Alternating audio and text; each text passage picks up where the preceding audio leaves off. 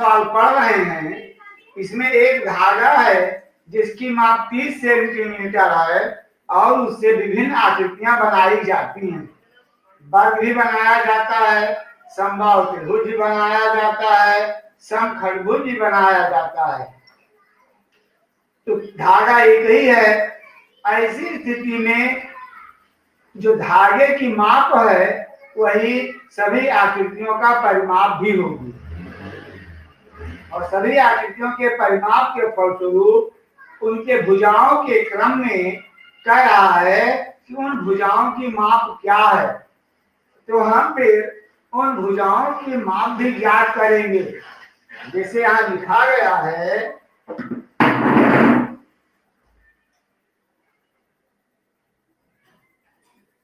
धागे की जो लंबाई दी गई है ज्ञात हमें प्रश्न में, धागे की लंबाई, ये धागे की लंबाई जो लिखी गई है 30 सेंटीमीटर,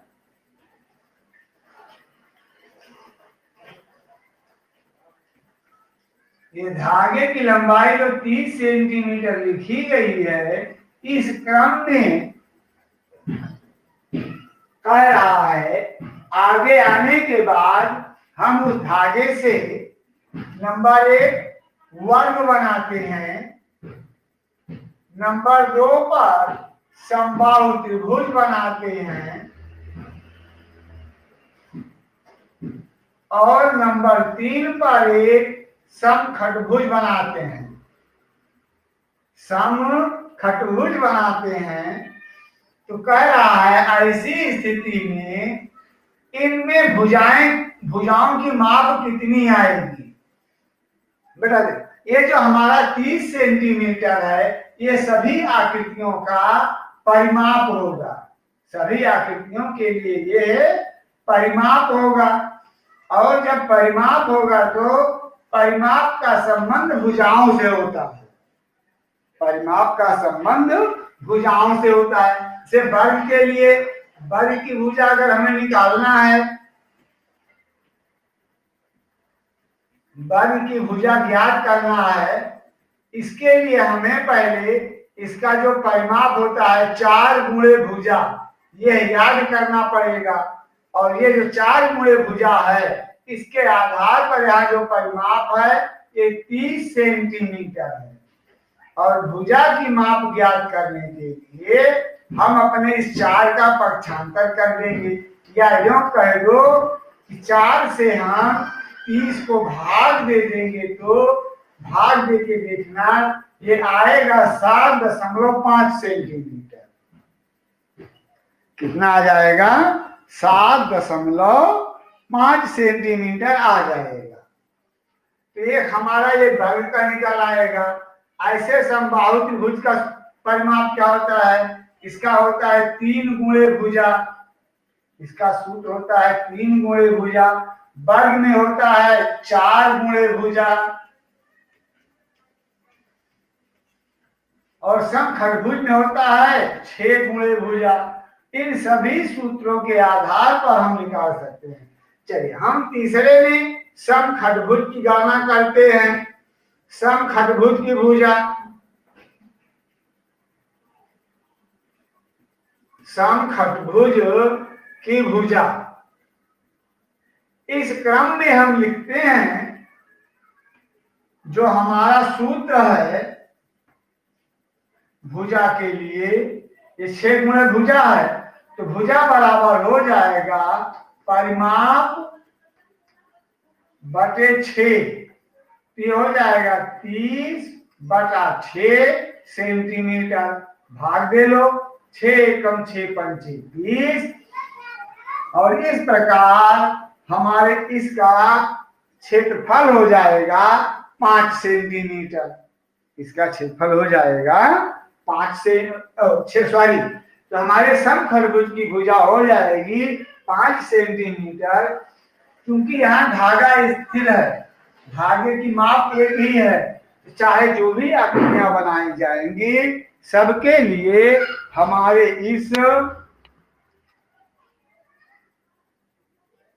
इन आकृतियों का परिमाप हमेशा 30 सेंटीमीटर ही होगा।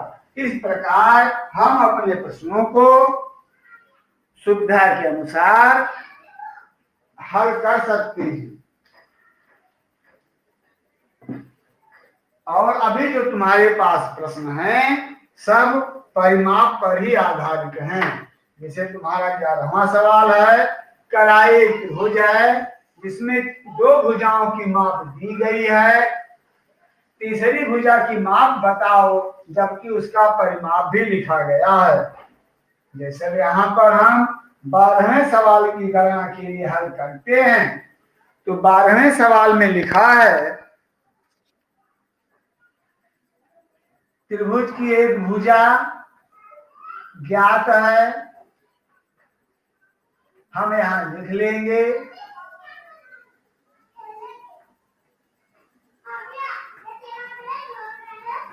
और इसके साथ त्रिभुज की दूसरी भुजा भी ज्ञात है। एक भुजा जो है वो 12 सेंटीमीटर है और जो दूसरी भुजा है वह 14 सेंटीमीटर है। ये 14 सेंटीमीटर है। उसके बाद यहाँ लिख दिया गया है त्रिभुज का परिमाप।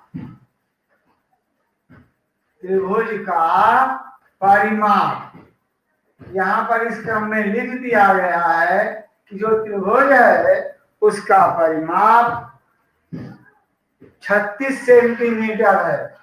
36 सेंटीमीटर है। कहा तीसरी भुजा की माप बताओ।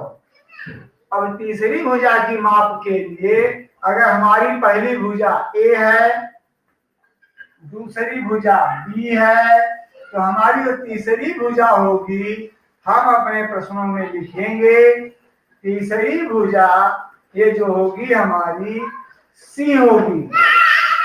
इसकी माप क्या है? हम इसकी माप की गणना के लिए परिमाप का सूत्र होता है त्रिभुज की तीनों भुजाओं का योग ए प्लस बी प्लस सी बराबर परिमाप यानी कि 36 सेंटीमीटर। हमारे पास ए 12 है, बी 14 है और सी नहीं पता है तीसरी भुजा, हम ऐसे लिख लेंगे। हिंदी में भी लिख सकते हैं पहली भुजा, दूसरी भुजा और तीसरी भुजा। 36 सेंटीमीटर हमें सी की गणना करनी है। यहाँ लिखेंगे 36, दोनों धनात्मक हैं, जोड़कर पक्षांतर कर देंगे 26 सेंटीमीटर और जब हम घटा देंगे तो हमारे तीसरी भुजा की माप आ जाएगी 10 सेंटीमीटर। अर्थात ये जो त्रिभुज है इसकी तीसरी भुजा 10 सेंटीमीटर है।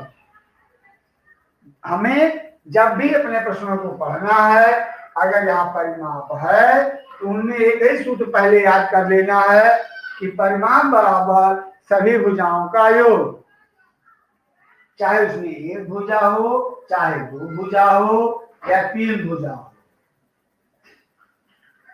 इस प्रकार ये तुम्हारे प्रश्न हैं। अच्छा, अभी जो तुम्हारा 13वां प्रश्न है तो तुम्हारे लिए सोचने पर आधारित है।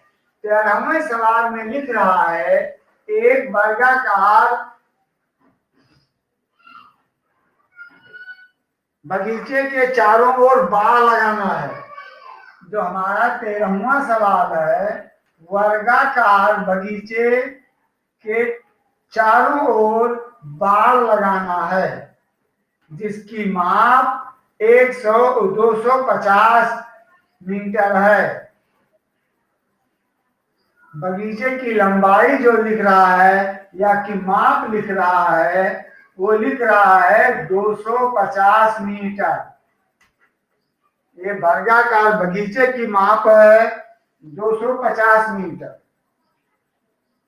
कह रहा है बाड़ लगाने का खर्च ज्ञात करना है। अब यहाँ दूसरा लिख रहा है बाड़ लगाने का खर्च। बाड़ लगाने का खर्च लिख रहा है ₹20 प्रति मीटर। अर्थात जब 1 मीटर की बाड़ लगेगी तो 20 रुपए खर्च होगा। अब हमें ध्यान देना चाहिए बाड़ लगाने की प्रक्रिया कहाँ होगी। हमने पीछे पढ़ा था बाड़ लगाना हुआ, किसी के चारों ओर चक्कर लगाना हुआ। ऐसी स्थिति में हम परिमाप की गणना करते हैं। तो हम यहाँ लिखेंगे वर्गाकार बगीचे का परिमाप। वर्गाकार बगीचे का परिमाप।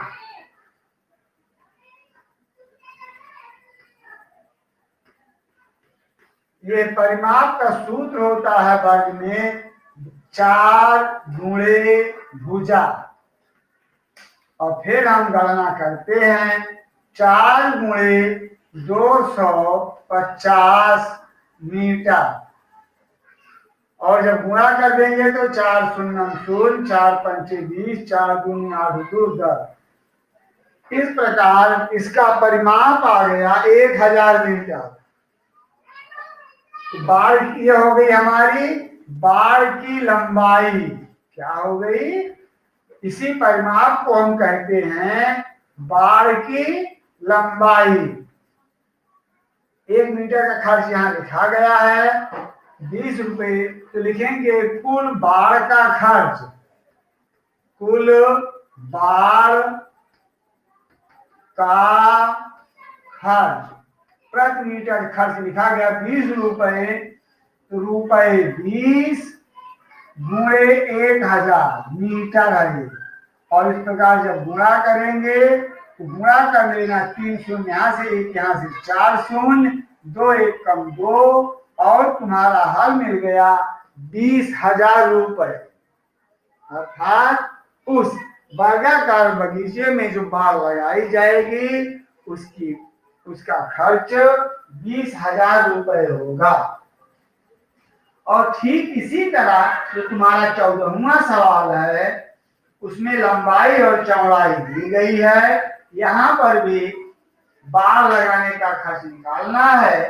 ठीक 13वें सवाल की तरह आयत के सूत्र का प्रयोग करते हुए तुम लोग इसका खर्च ज्ञात करोगे। और यहाँ जो हमारा 15वां सवाल है तो हम 14वां नहीं बता रहे हैं, तुम लोगों के लिए छोड़ दे रहे हैं। करा 15वां सवाल जो है करा 2 बच्चे एक मैदान के अलग अलग मैदान के चारों ओर दौड़ते हैं।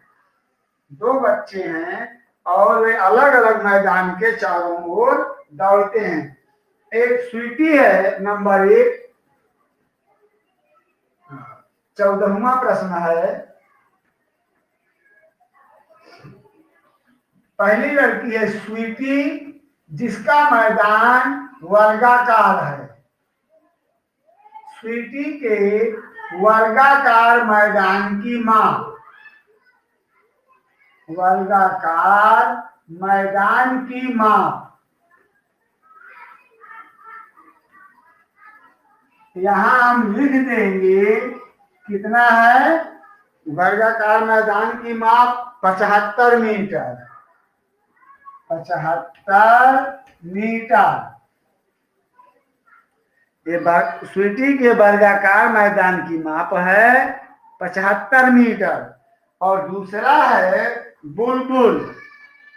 दूसरे में ये दूसरे नंबर पर बुलबुल। बुलबुल के मैदान की माप। मैदान की माप हम दोनों के मापों को लिख लेंगे मैदान की कि दोनों के मैदान कैसे हैं। कह रहा है 60 मीटर लंबाई 45 मीटर चौड़ाई।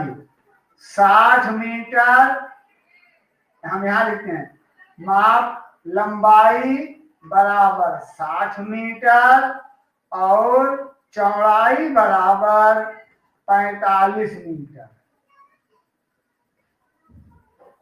लंबाई 60 मीटर और चौड़ाई 45 मीटर है। करा दोनों दौड़ना प्रारंभ करती हैं। कौन कम दूरी तय करेगा और कौन अधिक दूरी तय करेगा।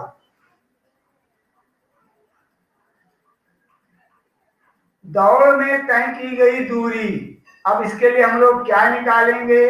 दौड़ में तय की गई दूरी। ये अगर हम सोचते हैं तो हमारे लिए क्या होगा? ये जो दूरी है ये हमारे लिए परिमाप होगी। और फिर हम परिमाप स्वीटी का हम निकालेंगे। नंबर 1, स्वीटी द्वारा तय की गई दूरी, स्वीटी का मैदान वर्ग, स्वीटी द्वारा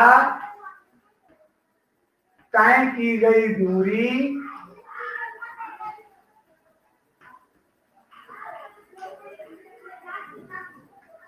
ये इसका मैदान वर्गाकार है। यहाँ सूत्र यूज करेंगे 4 गुणे भुजा और फिर यहाँ लिखेंगे 4 गुणे 75 मीटर और गुणा कर देना 4 सत्ते 28 को 30। स्वीटी इस प्रकार 300 मीटर सफर करेगी। और दूसरा हम यहाँ बुलबुल का निकालते हैं। बुलबुल द्वारा तय की गई दूरी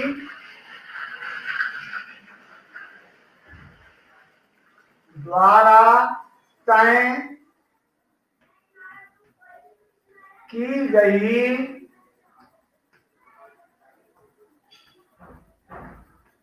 दूरी। अब देखो बुलबुल का मैदान में लंबाई और चौड़ाई दोनों है। ये सूत्र होगा 2 कोष्ठक लंबाई धन चौड़ाई। ये सूत्र होगा तुम्हारा आयत का। तो यहां लिख लेते हैं 2 कोष्ठक लंबाई 60 धन चौड़ाई 45। यहाँ सरल कर लेते हैं 5 शून्य 5 6 4 10। इस प्रकार हमने यहाँ गणना की। अब हम अगले क्रम में गुणा कर देते हैं। 2 पंचे 10 2 कम 2। इस प्रकार बुलबुल के द्वारा चली गई दूरी 210 मीटर। बुलबुल के द्वारा चली गई दूरी 210 मीटर और स्वीटी के द्वारा चली गई दूरी 300 मीटर। कह रहा है कौन कम दूरी तय करता है। हम अगले क्रम में उत्तर लिख देंगे। उत्तर बुलबुल कम दूरी तय करती है। बुलबुल कम दूरी तय करती है।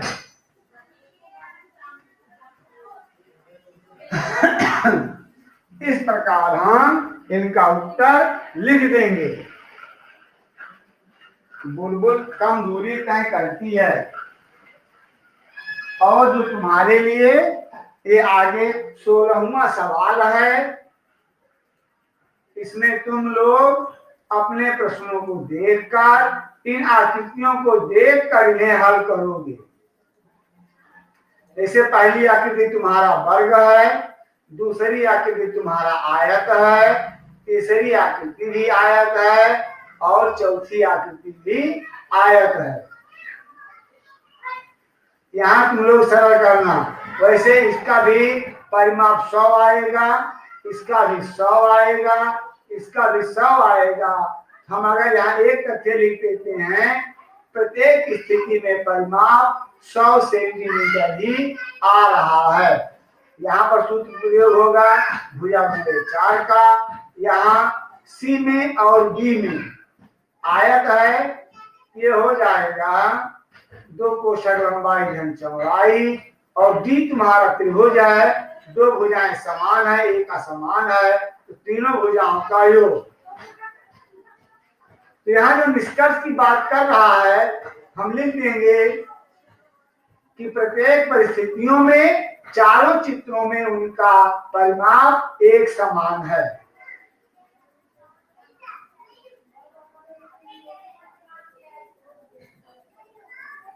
और अब यहाँ इसके बाद तुम्हें क्षेत्रफल के लिए एंट्री देता है।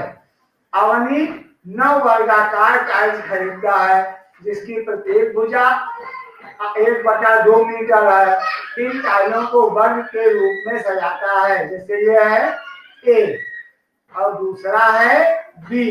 दोनों तरफ से दिखता है। नए वर्ग का परिमाप क्या है? अब परिमाप के लिए हम यहाँ आधा आधा ऐसे करके जोड़ लेंगे। तो तीनों तरफ से आधा आधा जोड़ेंगे कि 3/2, 3/2, 3/2, 3/2 से जुड़ेगा। फिर आगे ए लिख दिया। दूसरा बी लिख रहा है, शैली को उसके द्वारा टाइलों को रखने की व्यवस्था पसंद नहीं आती। वह इन टाइलों को एक क्रास के रूप में रखती है। इस व्यवस्था का परिमाप कितना होगा? जैसे बी वाले की आकृति का परिमाप कितना होगा? किसका परिमाप अधिक है? फिर यहाँ पर केवल एक ही में है। डी में क्या? अवनीत सोचता है क्या कोई ऐसा भी तरीका है जिससे इनसे भी बड़ा परिमाप प्राप्त किया जा सके? यदि ऐसा कोई सुझाव हो तो बताइए। टाइल्स के किनारे आपस में मिले होंगे और वे टूटी नहीं होंगी, अर्थात उनमें कोई गैप नहीं होगा। तो अब यहाँ जो दिया गया है बेटा, हम इनको परिमाप को हम निकाल लेंगे, इनकी गणना भी कर लेंगे।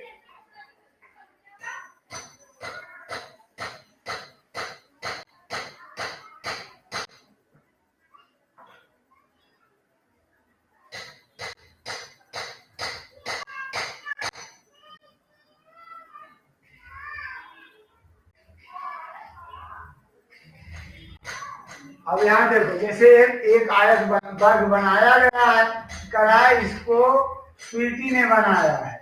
क्या स्वीटी नाम है ना? एक मिनट। अवनीत है, अवनीत ने इस वर्ग को बनाया है। इसमें उसने 9 वर्ग लगाए हैं ऐसे।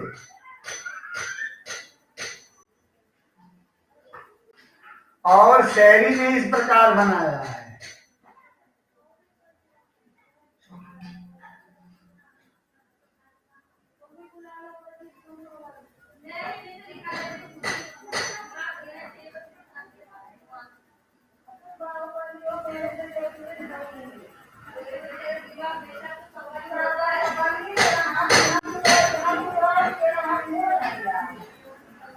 इस प्रकार शहरी ने बनाया है। ये हमारी ए की आकृति है और ये बी है।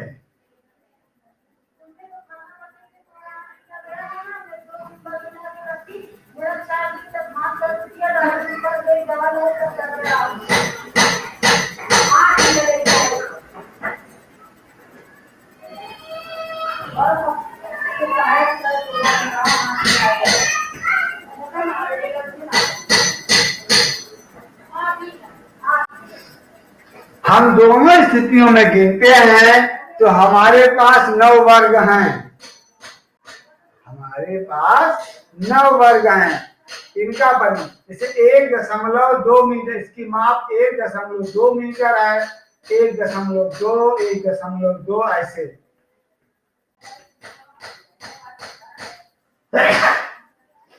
और इस प्रकार हम देखते हैं इसमें कितने किनारे बनेंगे? 3, 3, 6, 3, 9, 3, 12 किनारे। इसमें कितना परिमाप हो जाएगा? 1/2 गुणे 12 मीटर, अर्थात 6 मीटर का परिमाप बनेगा।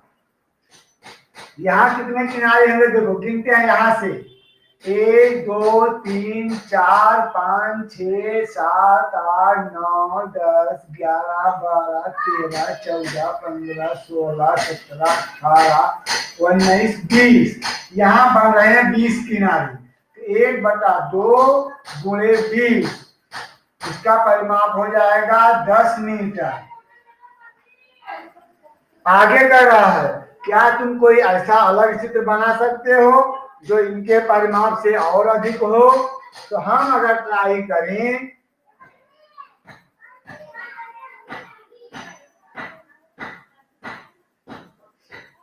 तो हम भी प्रयास कर सकते हैं।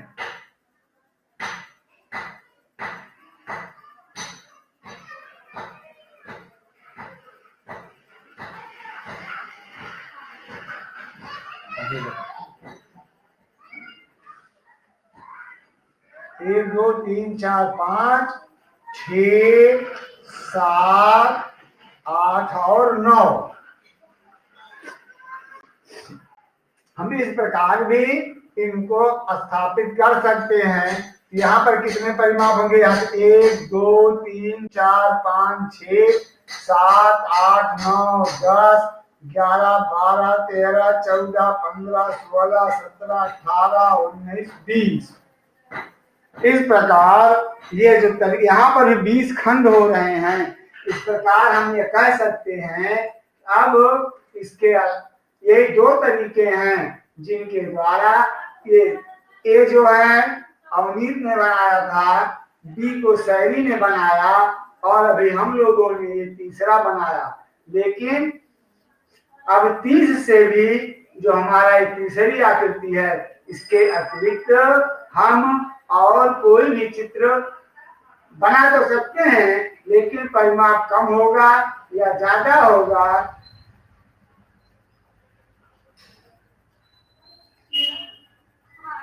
यह उनके निर्माण पर आधारित होता है।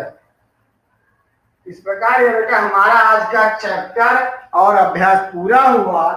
अगले क्रम में हम अब जब पढ़ेंगे तो हमारे लिए जो हमारा नया पाठ होगा, इसी में वो होगा क्षेत्रफल की गणना।